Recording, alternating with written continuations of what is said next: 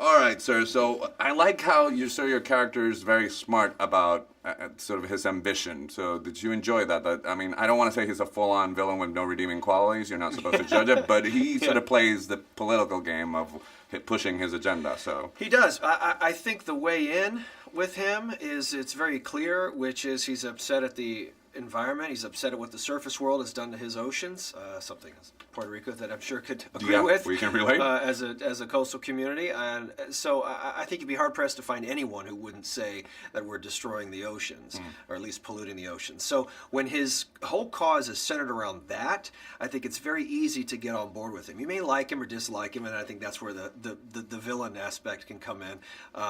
But you understand why. I think it's a very clear reason why. He's so angry. So then you just spend the movie wondering how he's going about it, if that's maybe the smartest. And not necessarily angry, which like I was mentioning, James Wan work in this is so ambitious and so out of the box of anything that he's done before. So, and I think your character sort of embodies that ambition. Yeah. So I wonder if that was fun to play. And if you ever worried about, like, being too big or not, because it requires to be big to match what James is doing. So. It does. And this movie is huge. I think every department has been pushed to the max, whether it's stunts, art department, whatever. Everything is going full throttle.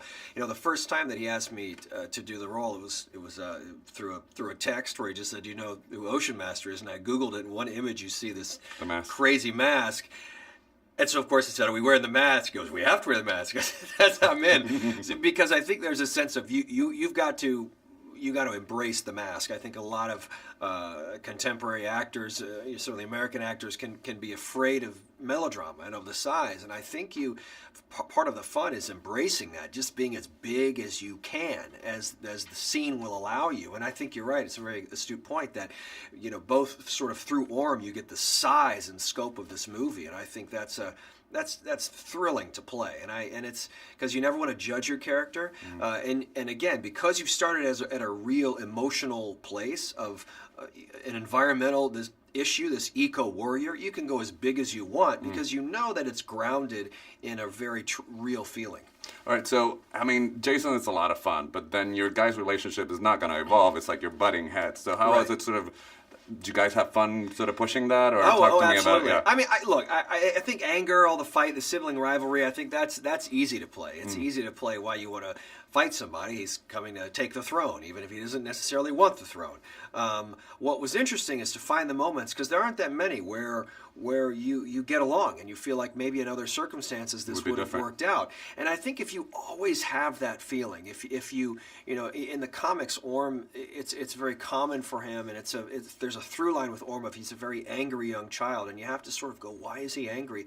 And whether it's a very complicated relationship with his mother and his father, and a loveless marriage that they clearly had, and I think there's this resentment, this jealousy, and this longing that he had for this older brother, even if it says he's a half-breed and doesn't like him and doesn't want him around. And I think deep down he wished he had that brother for some guidance, for some help, for some camaraderie. So if you go into every fight scene with wanting this to work out, you're good. You're golden. So did you, I mean, because saw it last night, is so much fun, but movies are hard to shoot, and a movie as ambitious as this, I mean, was it fun for you guys to sort of always keep in mind that it was going to turn out as, the reality is we didn't know how this turned out. I look at this scene, and we're flying around in a blue screen, and me and Willem How did you get through it, though, man? You know what, Willem and I felt like we were doing some strange avant-garde theater. So it was actually really, really...